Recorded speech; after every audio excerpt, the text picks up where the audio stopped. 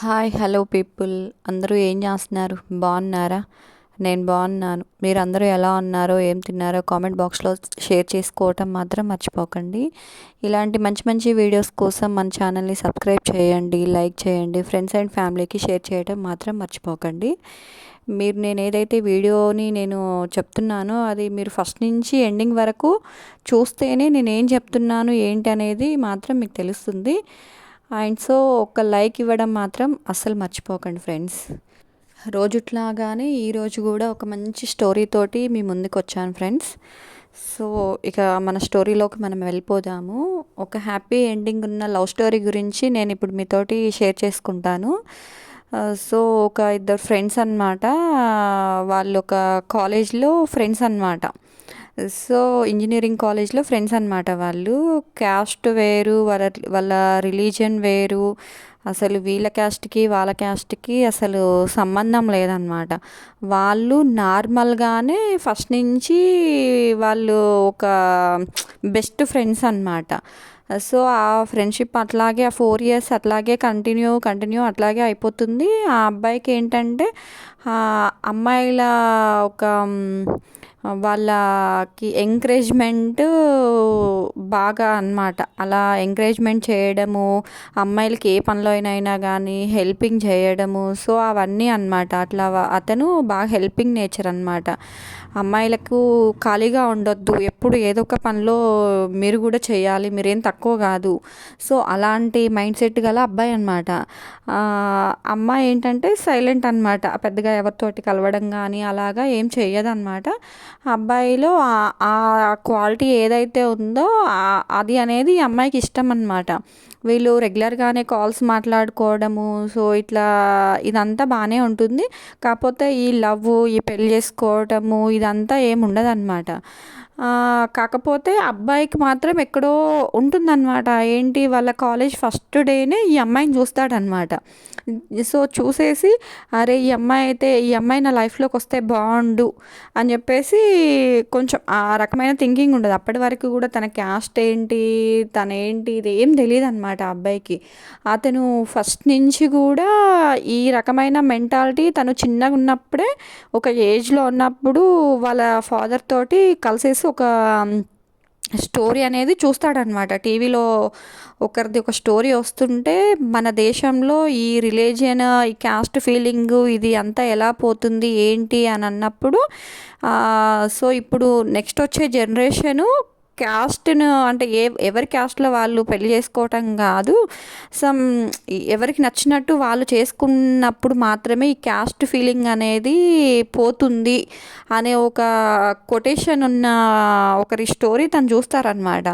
చూసి వాళ్ళ నాన్నతోటి వెంటనే చెప్తాడనమాట, నాన్న నేను కూడా ఫ్యూచర్లో నేను ఇలాగే చేసుకుంటాను, నేను మన క్యాస్ట్ అమ్మాయిని చేసుకొని వేరే క్యాస్ట్ అమ్మాయిని మాత్రమే నేను చేసుకుంటాను అని చెప్పేసి ఆ అబ్బాయి చిన్నప్పటి నుంచి అది ఆ మైండ్లో అట్లా ఉండిపోతుంది అనమాట. దాని త్రూ క్యాస్ట్ అనే ఫీలింగ్ అనేది పోతుంది అని ఆ చిన్న వయసులోనే తనకి ఆ మనసులో పడిపోతుంది అనమాట. ఆ చిన్న వర్డ్ ఏదైతే ఉందో అది ఉంటుందన్నమాట.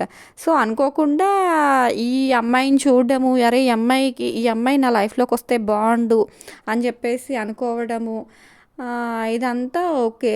అట్లా వాళ్ళు ఫ్రెండ్స్ అవ్వడము, మాట్లాడుకోవడము, తర్వాత తన క్యాస్ట్ అయితే ఏదైతే ఉందో అది తెలియడం కానీ, అంటే ఐ మీన్ ఫస్ట్ నుంచి తనకేం లేదు. అంటే ఈ అమ్మాయిని పెళ్ళి అంటే ఎక్కడో కొంచెం ఆ ఫస్ట్ టైం చూసిన లుక్ అయితే ఏదైతే ఉందో డెస్టినీ అంటారు కదా. సో అట్లా తను అది ఉంటుంది అంతే, ఈ అమ్మాయికి మాత్రం ఏమి ఉండదు. అలా వాళ్ళు కలుసుకోవటము, తర్వాత తను బీటెక్ అయిపోయిన తర్వాత వాళ్ళు బీటెక్ అయిపోయే టయానికి వాళ్ళు ఓకే దెన్ మనం మ్యారేజ్ చేసుకుందాము అని చెప్పేసి డిసైడ్ అవుతారనమాట. డిసైడ్ అయ్యాక ఇక ఆ అమ్మాయికి ఏంటి, ఎట్లయినా నేను మ్యారేజ్ అనేది ఇతన్నే చేసుకోవాలి.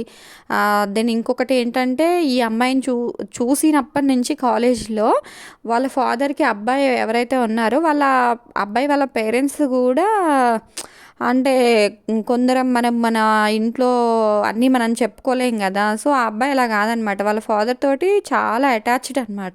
సో, ఫస్ట్ నుంచి గూడా వాళ్ళ ఇంట్లో తెలుసనమాట. నేను పలానా అమ్మాయితోటి మాట్లాడుతున్నాను అని జెప్పేసి ఫస్ట్ నుంచి గూడా ఆ అబ్బాయి వాళ్ళ ఫ్యామిలీతోటి షేర్ చేసుకుంటూనే ఉంటాడనమాట. ఈ అమ్మాయి ఇంట్లో తెలీదు. ఈ అమ్మాయి ఇంట్లో బీటెక్ ఫైనల్ ఇయర్‌కొచ్చాక మాత్రమే తెలుస్తుందనమాట. సో, చెప్తదనమాట. సో అండ్ సో ఒక పర్సన్ ఇట్లా పలాని దగ్గర వాళ్ళ ఊరు ఇగ ఆ డీటెయిల్స్ అన్నీ సో చెప్తదనమాట. ఓకే అమ్మ ఇప్పుడే ఎందుకు, దానికి తోడు వాళ్ళ సంప్రదాయాలు వేరు, వాళ్ళ సంప్రదాయాలు మనకేం తెలీదు. ఇప్పుడు వద్దులే అది ఇది అని చెప్పేసి వాళ్ళ పేరెంట్స్ అని చెప్పేసి సైలెంట్ అయిపోతారు. ఇంక అది వీళ్ళకు మాత్రం కంటిన్యూగా మాట్లాడుకోవటం ఇదంతా. తనేమో ఎంబీఏ కోసము మామూలుగా వేరే ఊరెళ్ళేసి ఎంబీఏ చేసి తర్వాత వాళ్ళు ఫస్టే డిసైడ్ అయిపోతారనమాట. ఓకే మనం మంచిగా సెటిల్ అయిన తర్వాత మాత్రమే మనము పెళ్ళి గురించి ఆలోచిద్దాము అని చెప్పేసి వాళ్ళు అనుకుంటారనమాట. సో, అనుకున్నట్టుగానే తను ఆ 2 ఇయర్స్‌లో ఎంబీఏ 2 ఇయర్స్‌లో ఓకే. జాబ్ ఆహ్, చూసుకోవటము, ఎంబీఏ అయిపోయిన తర్వాత ప్లేస్‌మెంట్‌లో జాబ్ రావటము, జాబ్ వచ్చిన తర్వాత వెంటనే అటు వాళ్ళ పేరెంట్స్‌కి ఆల్మోస్ట్ ఫస్ట్ నుంచి వాళ్ళ అబ్బాయి పేరెంట్స్‌కి తెలుసు. ఆహ్, ఇటు అమ్మాయి వాళ్ళ పేరెంట్స్‌కి చెప్పడము, ఇంకా వీళ్ళని గూడా ఒప్పియడము. కొంచెం అబ్బాయి వాళ్ళ ఫ్యామిలీ కంటే మెయిన్ అమ్మాయి వాళ్ళ ఫ్యామిలీ కొంచెం ఎందుకు అన్ మనది ఈ క్యాస్ట్. సో, అలాగా కొంచెం అదనేది ఉండిద్దనమాట. పర్లేదు ఏం గాదు అని జెప్పేసి ఇంకా చెప్పుకోవటము. మీరు మీరు మీకు నచ్చి మీరు చేస్తే మేము జేసుకుంటాం. లేదు అంటే మీరు ఒప్పుకునేదాకా మేము అట్లాగే వెయిట్ జేస్తాము అని చెప్పేసి చెప్పటం అయితే కానీ, ఇవన్నీ కంటిన్యూగా వీళ్ళు వాళ్ళ అంతేగాని మేము బయటికెళ్ళిపోయి పెళ్ళిళ్ళు చేసుకోవటము సమ్ అట్లా మేము చేసుకోము. మీరు ఎప్పుడైతే మీకు నచ్చి మీరు చేస్తారో అప్పుడు మాత్రమే మేము చేసుకుంటామని చెప్పేసి వీళ్ళు చెప్పేస్తారు. దానికి తోడు ఈ అబ్బాయి రావటము ఇదంతా వాళ్ళ చుట్టాలకు కానీ, ఆ అబ్బాయి మాట్లాడే విధానం కానీ ఇంకోటి అంతా బాగా నచ్చడము.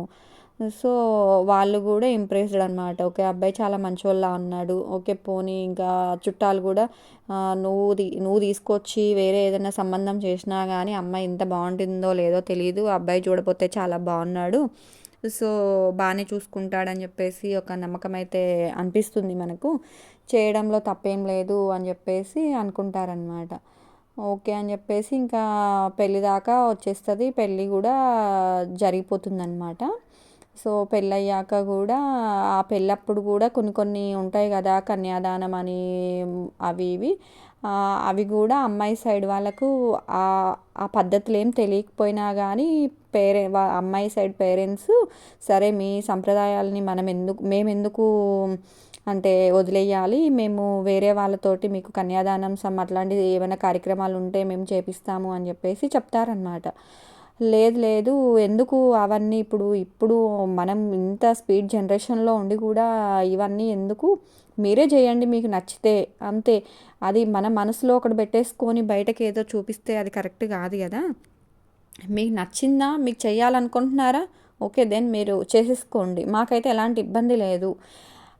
వీళ్ళొచ్చి చేశారు, వాళ్ళొచ్చి చేశారు అని జెప్పేసి మేమనుకోము అని జెప్పేసి అబ్బాయి పేరెంట్స్ అంటారు. వాళ్ళకి సంతోషమే. ఎందుకంటే వాళ్ళకు ఎవరికి కొన్ని ఇప్పుడు వాళ్ళ పరిధిలో మాత్రమే వాళ్ళకి మాత్రమే తెలుస్తాయి. మనం ఎళ్ళేసి వేరే వాళ్ళ దాంట్లోకి చేయాలంటే ఆ క్యూరియాసిటీ అరే ఎట్లుంటదా వాటి గురించి అన్నీ తెలుసుకొని చేయడం ఇంకా క్యూరియాసిటీగా అనిపిస్తది గదా! వాళ్ళకి ఓకే. సో, అంత హ్యాపీగా వాళ్ళు దీంట్లోకి కన్వర్ట్ అయ్యి బాగా పెళ్ళి గూడా చేస్తారనమాట. వాళ్ళు చాలా అంటే చాలా హ్యాపీగా ఉన్నారు. పెళ్ళైపోతుంది. వాళ్ళకంటూ వాళ్ళు ఇప్పుడు ఈ అమ్మాయి సైడు ఇచ్చిందైనా, అబ్బాయి సైడ్ వచ్చిందైనా వాళ్ళ కష్టార్జితం.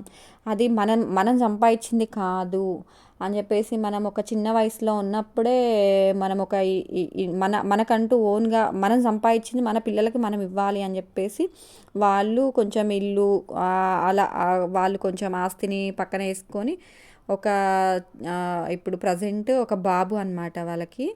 చాలా అంటే చాలా హ్యాపీగా ఉన్నారు. వాళ్ళు ఎప్పటికీ అలాగే ఉండాలని చెప్పేసి మనం అందరం కోరుకుందాము. Okay friends. Bye bye.